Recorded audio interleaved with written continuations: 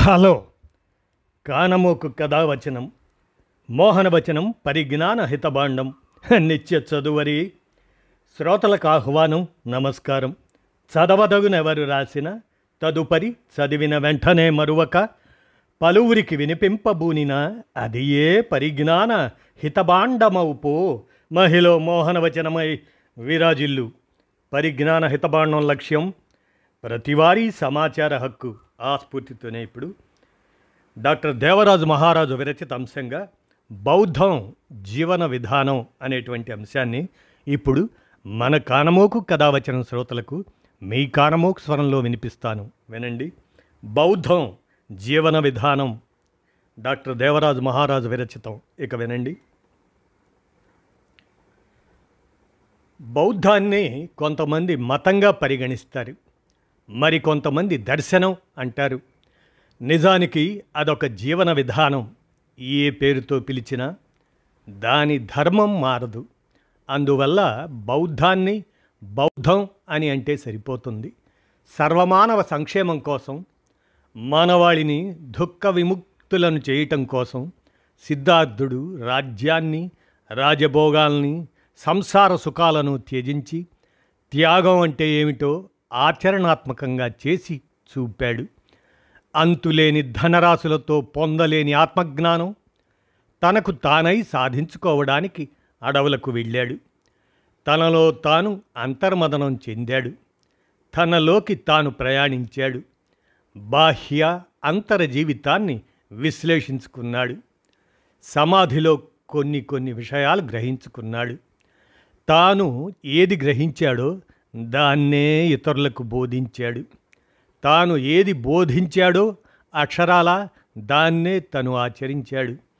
బుద్ధుడి బోధనలు జీవితానికి హేతుబద్ధమైన, న్యాయబద్ధమైన, దమ్మబద్ధమైన, శీలప్రధానమైన వెలుగుబాటలయ్యాయి. శాంతంతో కోపాన్ని, సాత్వికతతో హింసను, సత్యంతో అహింసను, దానంతో భోగాన్ని జయించవచ్చని చెప్పాడు. చెప్పటమే కాదు, చేసి చూపాడు. ప్రేమ వల్లనే ద్వేషం నశిస్తుంది అన్నాడు. మతమంటే ప్రాణులన్నింటి పట్ల సానుభూతి కలిగి ఉండటమే అని, అందరినీ ప్రేమించడమే మానవత్వమని నిరూపించాడు. అందువల్లనే గౌతముడు బుద్ధుడయ్యాడు. ఆయన చూపిన జీవన మార్గమే బౌద్ధం అయ్యింది. బుద్ధుడు అంటే పాలీ భాషలో జ్ఞానోదయమైన వాడు అని అర్థం. సత్యాన్ని సత్యంగా, అసత్యాన్ని అసత్యంగా గుర్తించాలని తొలిసారి బుద్ధుడు చెప్పాడు. దుఃఖాన్ని పారద్రోలి సుఖ సంతోషాలతో జీవించాలంటే బుద్ధుణ్ణి ఒక మార్గదర్శిగా స్వీకరించాలి. ఎందుకంటే అప్పటికి ఈ మానవ సమాజానికి నైతిక విలువల గూర్చి, అహింస గూర్చి, సత్యమార్గం గూర్చి తెలియని దశలో ఏకాగ్రతతో తనలోకి తాను ప్రయాణిస్తూ, తన చుట్టూ ఉన్న పరిస్థితులను గమనిస్తూ, మానవ సమూహాల్ని అర్థం చేసుకుంటూ, వారి సమస్యల్ని విశ్లేషించుకుంటూ ఏకాగ్రతతో ధ్యానం చేశాడు. కాబట్టి క్రమక్రమంగా ఆయనకు ఒక్కొక్క విషయం అవగతమైంది. లోతుగా ఆలోచిస్తున్న కొద్దీ అవగాహన స్థాయి పెరిగింది. ఆయన కనుగొన్న జీవన మార్గాలు చాలా ఖచ్చితమైనవి అని ఆయనకు స్పష్టంగా తెలిసింది. అందుకే నిస్సంకోచంగా, ధైర్యంగా తన అనుచరులకు బోధించడానికి సిద్ధపడ్డాడు. తన గురించి, తను ఉన్న సమాజం గురించి, ప్రపంచం గురించి, ప్రకృతి గురించి కనుగొన్న అనేక కొత్త విషయాల వల్ల ఆయనకు జ్ఞానం కలిగింది. ఆ జ్ఞానం కలగడాన్నే జ్ఞానోదయంగా మనం భావిస్తున్నాం. ఈ జ్ఞాన సముపార్జన కోసమే బుద్ధుడు తపస్సు చేశాడు. ఇది వైదిక ఋషులు చేసిన తపస్సు లాంటిది కాదు. వాళ్ళు ఏదో ఓ దేవుణ్ణి ఊహించుకొని తపస్సు చేస్తారు. కొంతకాలానికి ఆ దేవుడు కనపడి తమకు వరాలిచ్చాడని భ్రమిస్తుంటారు. ఇప్పటికీ కొందరికి దేవుడు కలలో కనపడి తమకు గుడి కట్టించమని అడుగుతూ ఉంటాడట. అది ఒక పిచ్చో లేక మానసిక వ్యాధో అయి ఉంటుంది తప్ప నిజం కావడానికి ఆస్కారమే లేదు. బుద్ధుడి విషయంలో అలా జరగలేదు. ఆయన ఎవరినో ఉద్దేశించి తపస్సు చేయలేదు. ఎవరూ ఆయనకు ప్రత్యక్షం కాలేదు. కండ్లు మూసుకొని సమాధిలో కూర్చొని అంతర్మదనం సాగించాడు. తనలోకి తాను ప్రయాణించడం అంటే అదే. ఆ మదనంలో ఆయన వివేకంలోంచి పుట్టుకొచ్చిన విషయాలనే మనం జ్ఞానం అంటున్నాం. అంతకుముందు ప్రపంచంలో వాడుకలో లేని అంశాలని బుద్ధుడు తొలిసారి చెబుతూ వచ్చాడు. కనుక ప్రపంచం ఆయన్ను జ్ఞానోదయమైన వాడిగా పరిగణించింది. అంతే. వైదిక ధర్మానికి సంబంధించిన ఋషులు ఎవరైనా సరే సమాజం బాగుపడాలని తపస్సు చేశారా? తమ పక్కవాడి మేలు కోరుతూ చేశారా? లేదే. కేవలం స్వార్థ చింతనతో తమ వ్యక్తిగత ప్రయోజనాల కోసం మాత్రమే చేశారు కదా. ఏ పురాణంలోనైనా మనకు ఈ విషయమే కనిపిస్తుంది.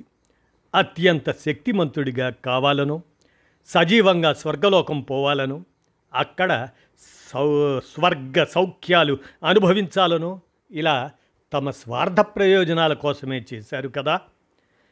ప్రపంచం, పర్యావరణం, సమాజం, మానవత్వం అటువంటి విషయాల గురించి మదనపడుతూ వాటిని బాగు చేయడానికి, పునరుద్ధరించడానికి వైదిక ఋషులు ఎప్పుడైనా ఎక్కడైనా తపస్సు చేశారా? ఈ ఒక్క విషయం జాగ్రత్తగా ఆలోచిస్తే చాలు. బౌద్ధానికి ఇతర మతాలకు ఉన్న తేడా తెలిసిపోతుంది. బుద్ధధమ్మం బోధించే సత్య మార్గాన్ని, నైతిక మార్గాన్ని, అహింసా మార్గాన్ని అనుసరించినట్లయితే చెడు పనులు చేయకుండా ఎవరైనా సరే సమాజంలో మంచిని పెంచడానికి కృషి చేస్తారు. బుద్ధధమ్మం రాగద్వేషాల నుండి, మోహాల నుండి దూరంగా ఉంచుతుంది. జనన మరణాల చక్రభ్రమణం నుండి బయటపడేస్తుంది. ఇతర మతాలకు బౌద్ధానికి ప్రాథమికంగా ఒక ముఖ్యమైన వ్యత్యాసం ఉంది. ఇతర మతాలు ఆత్మల్ని, పునరుద్ధాలని, దేవుళ్ళని, దెయ్యాలని నమ్ముతూ క్షణక్షణం భయపడుతూ అభద్రతాభావంలో బతుకులు వెళ్ళబోయాలని చెబుతాయి. కానీ బౌద్ధం అలా కాదు. పక్కవాడికి, రాగల తరాల వారికి ఉపయోగపడే మంచి పనులు చేస్తూ ప్రశాంతంగా, సంతృప్తిగా నిర్వాణం పొందాలని చెబుతుంది.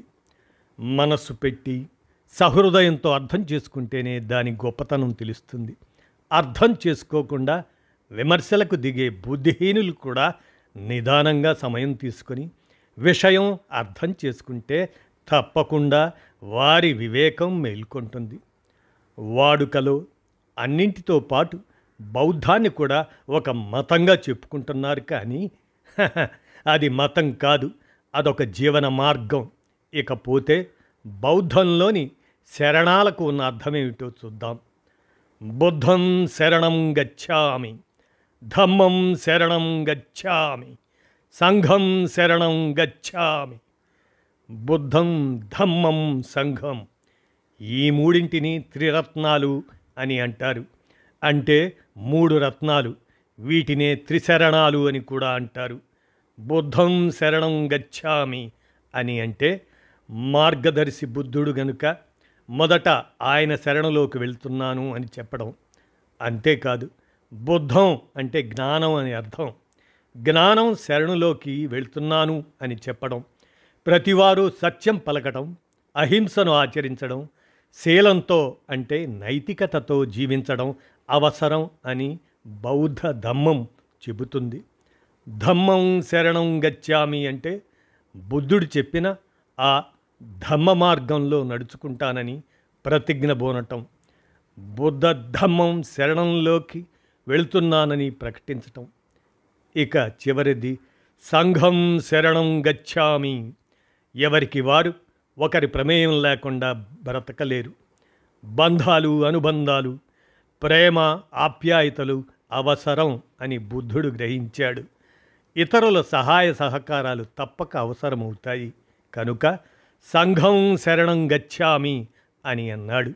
అహింసా మార్గంలో పయనిస్తూ రుజువర్తనంతో శీలవంతులై ఉన్న సమూహం అంటే సంఘం శరణు కోరుతున్నాను అని ప్రకటించడం. సమాజానికి కీడు చేసే వారిని ఈరోజు కూడా సంఘ విద్రోహ శక్తులు అనే అంటున్నాం. వారిని సంఘంలో భాగంగా పరిగణించం.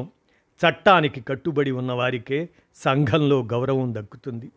అలాంటి నీతివంతమైన సంఘాన్ని శరణు కోరుతున్నాను అని చెప్పడమే సంఘం శరణం గచ్ఛామి అని. అంటే ఇక మనిషి బాధల్లో చిక్కుకొని మనోవేదనకు గురై కష్టాలు పడుతున్నప్పుడు బౌద్ధం మాత్రమే సరైన దారి చూపగలదన్న విషయం ప్రపంచవ్యాప్తంగా రుజువైంది. ఇటీవల 20 నవంబర్ 2024 నాడు వెలువడిన ఒక వార్త కూడా ఇదే విషయాన్ని బలపరిచింది.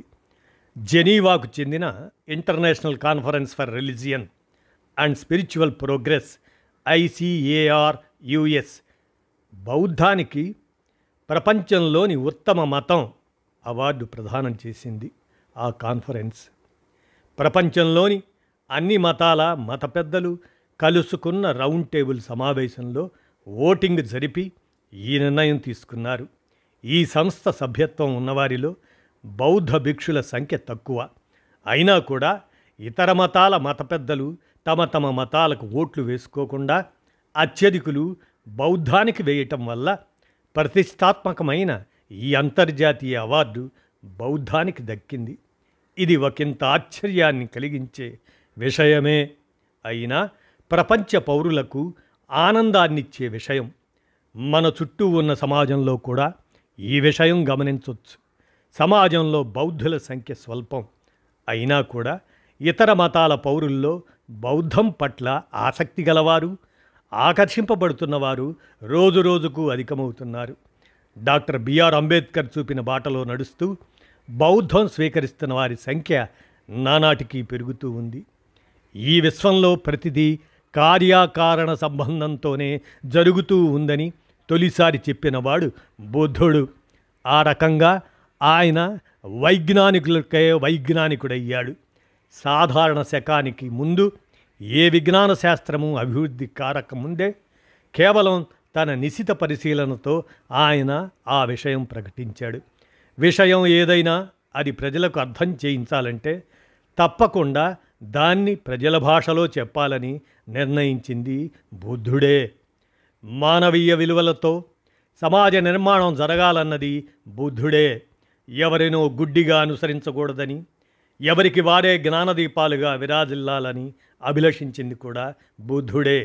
ఆయన చెప్పిన విషయాలు ఈ 21వ శతాబ్దంలో కూడా నిత్యం మనకు అవసరమవుతున్నాయి. ఉదాహరణకు కొన్ని విషయాలు గమనించండి. ప్రార్థించే ముందు విశ్వసిస్తున్నావా లేదా ఆలోచించుకోమన్నాడు. విశ్వాసం లేకుండా ప్రార్థన చేయటం వృధాయే కదా. నువ్వు ఎదుటివారికి ఏదైనా చెప్పాలనుకున్నప్పుడు వారు చెప్పేది శ్రద్ధగా వినమన్నాడు. ఖర్చు పెట్టే ముందు నువ్వెంత సంపాదిస్తున్నావో గుర్తుంచుకోమన్నాడు. ఏదైనా చెప్పాలనుకున్నా రాయాలనుకున్నా 2 సార్లు ఆలోచించుకోవాలని చెప్పాడు. ప్రయత్నం విరమించుకునే ముందు 2-3 సార్లు ప్రయత్నించి చూడమన్నాడు. మరణం తప్పదు, పునర్జన్మ లేదు, ఉన్న ఈ ఒక్క జీవితాన్ని మానవీయ విలువల్ని నింపుకుంటూ హాయిగా హుందాగా జీవించటం నేర్చుకో అని బుద్ధుడు అన్నాడు. చాలా మామూలు విషయాలుగా కనిపిస్తున్నాయి, కానీ క్రమశిక్షణ నిబద్ధత లేని వారికి ఇవి చాలా కష్టమైన పనులే కదా. గౌతమ బుద్ధుడు ఎందుకు మహనీయుడంటే రాజభోగాల్ని రాజుల్ని తృణప్రాయంగా వదిలేశాడు. భార్యాబిడ్డలనే కాదు, అన్ని అనుబంధాల్ని వదిలి భెక్కు జీవితం గడిపాడు. జాతి, దయ, ఆర్ద్రతతో పాటు ధైర్యం, పట్టుదల చూపాడు. జాలి, దయ అదనమాట. వాటి పట్ల ఆర్ద్రతతో పాటు ధైర్యం, పట్టుదల చూపాడు. మానసిక వేదనే కాదు, శారీరక శ్రమను కూడా అనుభవించాడు. దేవదత్తుడు అనేకసార్లు చంపడానికి ప్రయత్నించిన గౌతముడు నిర్మలత్వాన్ని మాత్రమే చూపాడు. బందిపోటు అంగుళీమాలను దూరం నుండి చూస్తేనే కోసల రాజ్యం మొత్తం భయపడి వణికిపోయేది. అలాంటి వాణ్ణి ఒంటరిగా వెళ్ళి ధైర్యం ప్రదర్శించాడు. అంతేకాదు, ఆ నరహంతకుడిని భెక్కు సమాజంలో కలిపాడు. పరినిబ్బాణం పొందినప్పుడు అప్పుడు కూడా ఆందోళన పడకుండా ప్రశాంతంగా వెళ్ళిపోయాడు. అందువల్ల బుద్ధుడు తొలి మహనీయుడు కాక మరేమవుతాడు అంటూ బౌద్ధం జీవన విధానం అని డాక్టర్ దేవరాజు మహారాజు విరచిత ఈ అంశాన్ని మన కానమోకు కథ వచ్చిన శ్రోతలకు మీ కానమోకు స్వరంలో వినిపించాను. విన్నారుగా, మీరు ఆలోచించండి. ధన్యవాదాలు.